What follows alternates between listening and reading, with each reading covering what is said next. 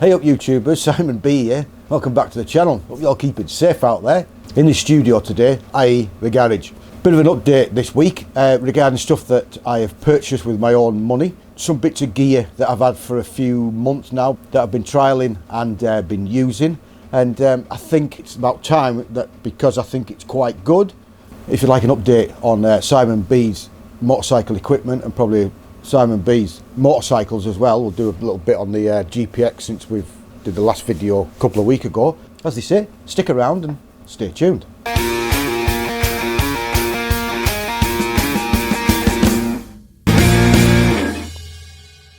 Like and subscribe.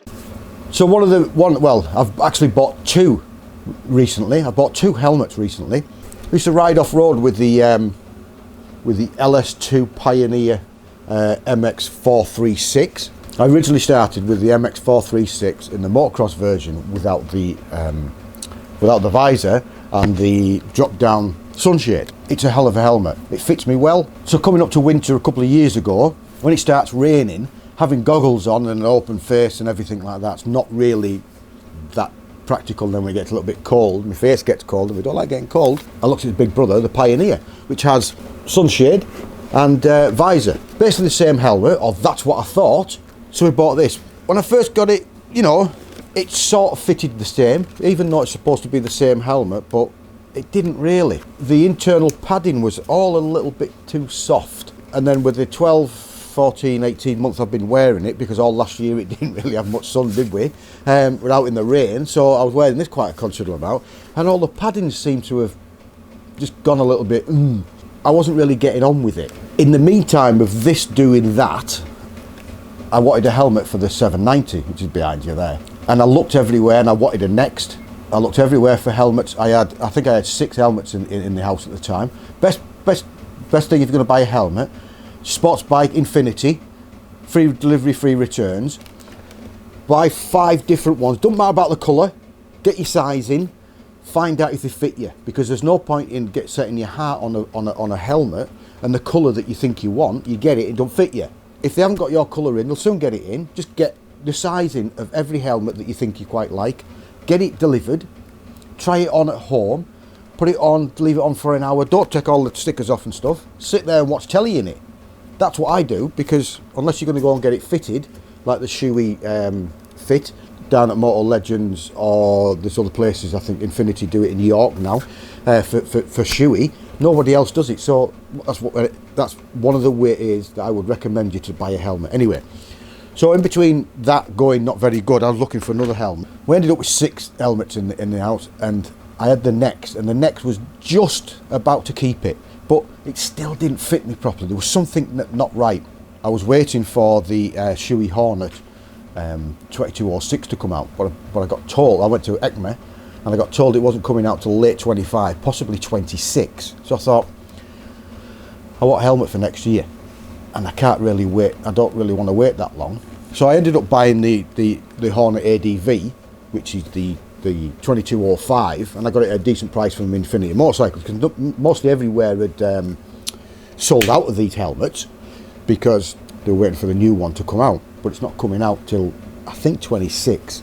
Don't quote me on it, but that's what I believe. So once I got this, and it fits me absolutely superb, without any alterations at the moment, I thought to myself, this LS2 MX436 isn't really doing it for me. So I went looking. So we ended up with the new Pioneer 2.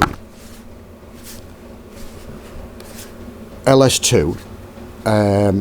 LS2 Pioneer 2, which is the new version of the Pioneer.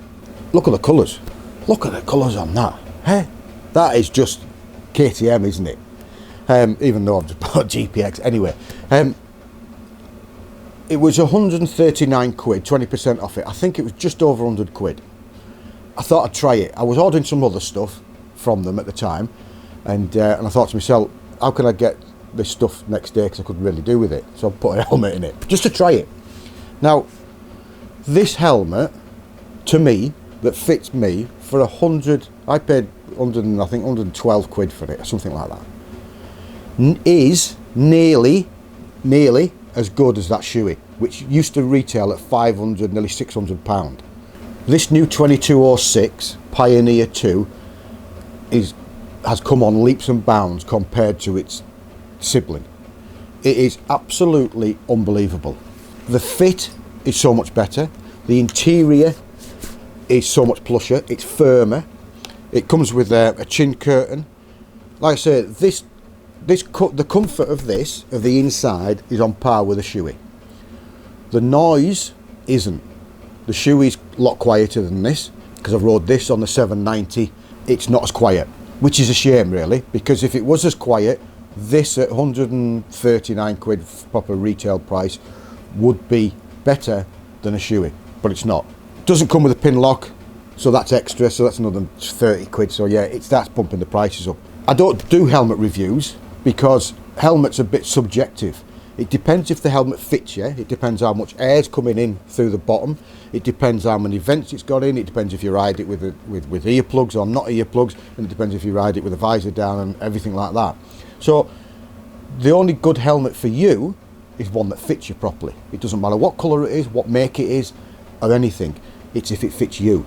So I could say this is a great helmet. If it don't fit you, it's no good, is it? But if you've got a shoey head, which I think I have, because shoeys sort of fit me quite well, this LS2 Pioneer 2 is worth its weight in gold. This is, I couldn't believe what the difference of this helmet was. I'll put the links down below from where you can get it from. This new 2206, and I think the whole range from the LS2 2206 new versions of this and everything in the range has stepped up a level. And I mean, for the price, this really should have been probably about a £350 helmet, really, but it isn't. Check out the LS2 Pioneer 2. Comes in various different colours. It comes in with the KTM colour. It comes with the BMW colours and all sorts of different stuff. But for the money, tip of the day, size tips, I'd go and have a look at one of them if you're looking for a new helmet in 2025. Yeah, the LS2 Pioneer 2. Don't forget, if you're still riding out there, Iron JS gloves.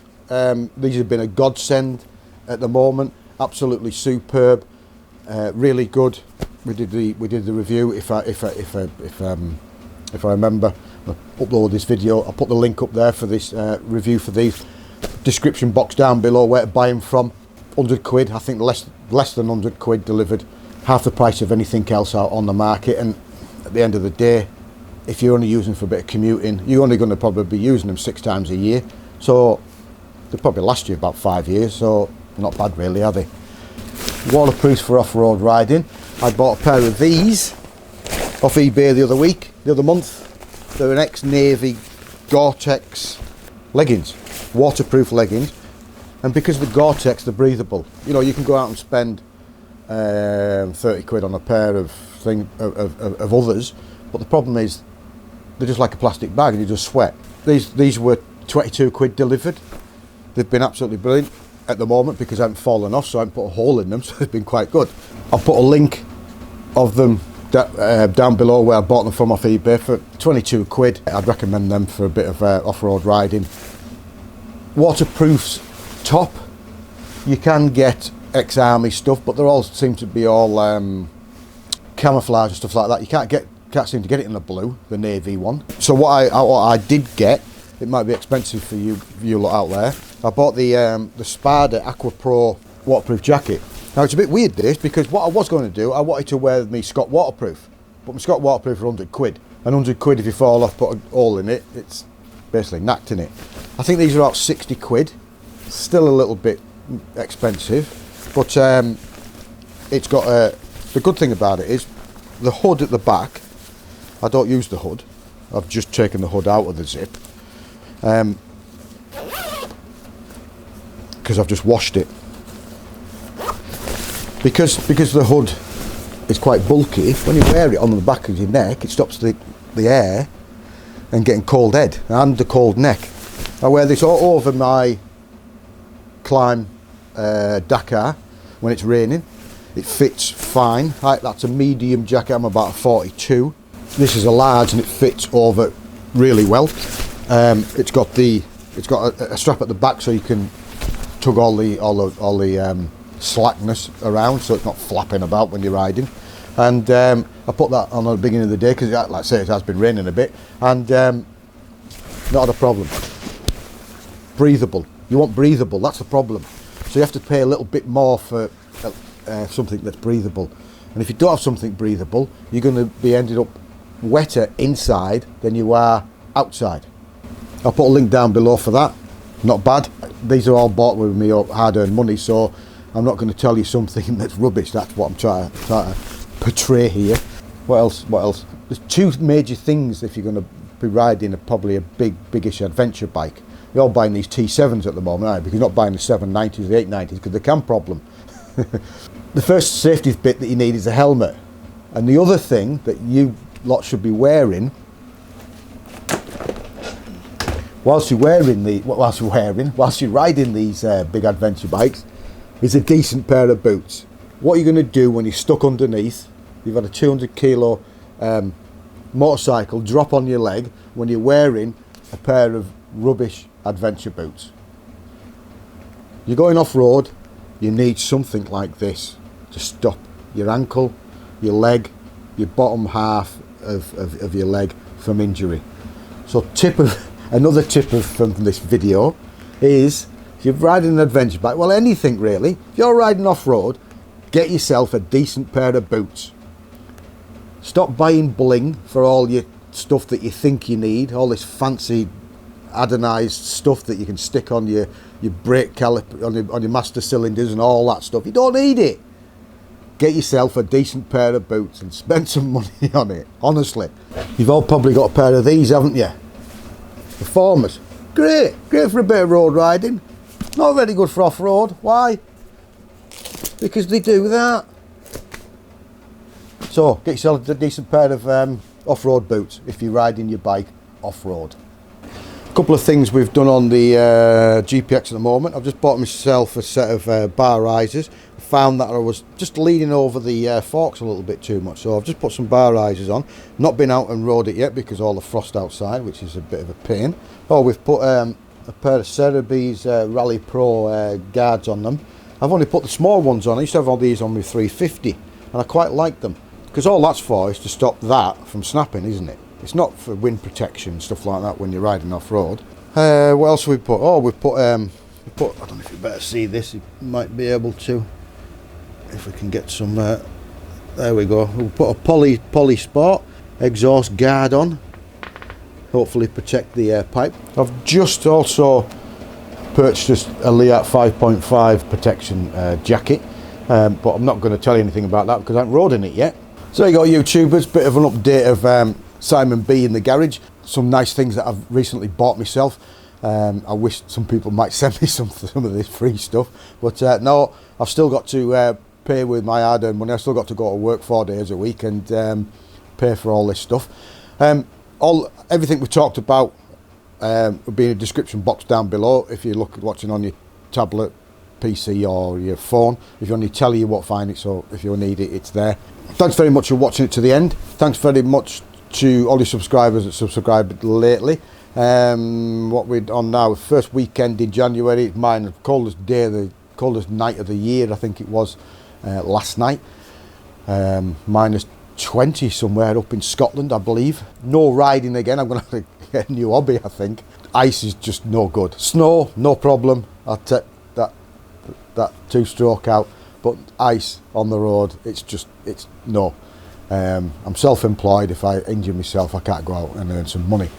Give us a big thumbs up. Thanks very much. If you just stumbled across us again, consider pressing that button down below. Subscribe, that'd be awesome. Any questions, anything you'd like to know about anything, please comment down below. Don't be scared, I don't bite. There's a link down there. Buy us a coffee if you want. Keep the channel going. Put a bit of fuel in the bike. Thanks very much for watching. Everything, you know what to do.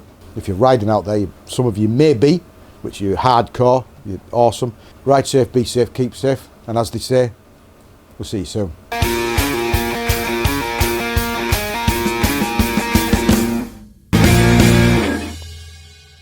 Like and subscribe.